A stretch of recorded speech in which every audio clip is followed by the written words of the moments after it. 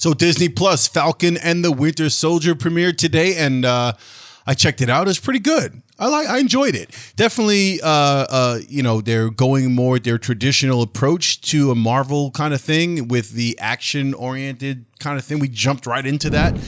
So I kind of appreciated that as opposed to what, the way WandaVision started. That was off-putting to some people, although it ended up rather, entertaining. This is a departure from that. So I'm glad they're sticking with that. We find Sam doing what, the Falcon, doing what he's doing, and he's kind of like a military contractor, I suppose. And this is the post-blip world, so post-Captain America, post-Iron Man, Tony Stark, Steve Rogers thing. And then we also find Bucky, the Winter Soldier, a.k.a. Winter Soldier, dealing with PTSD and trying to figure himself out. And I guess I watched this, and every single time I see Bucky, my first thought is, when is this guy going to play Luke Skywalker? Honestly, Disney, take notes. Jon Favreau, take notes.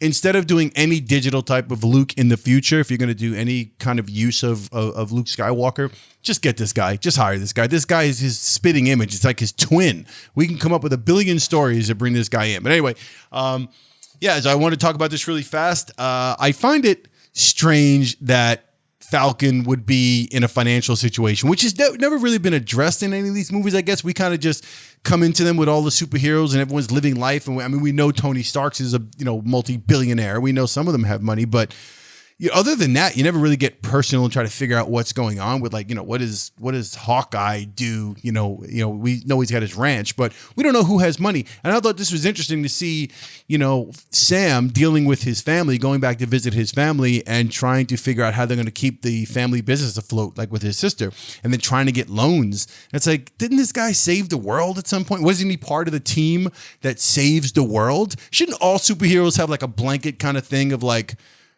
$5 million, $10 million sitting somewhere in a bank, tax free, sort of like in Armageddon when Bruce Willis was talking to Billy Bob Thornton's character, saying that all the people that are going to go to save the earth from the meteor, they all wanted to never pay taxes again, and they all wanted like these special favors. Shouldn't the superheroes have something like that? There's even a line in this episode where the banker, who is just a pathetic creature, but the banker makes the line of, well, didn't Tony Stark leave you anything? Before he died, God rest, didn't he give you anything, or didn't he pay you guys? Just seems awkward. And speaking of which, my last video, which I put up here, was my review for Zack Snyder's Justice League cut, which I just put up. You can check a link for that right there if you haven't seen that video yet. But I thought it was interesting watching that Superman's mother was broke. Like, she lost the house in Kansas. And I'm like, how has that happened? It's Superman's mother. There should have been a whole thing to have her taken care of. It's Superman's mother.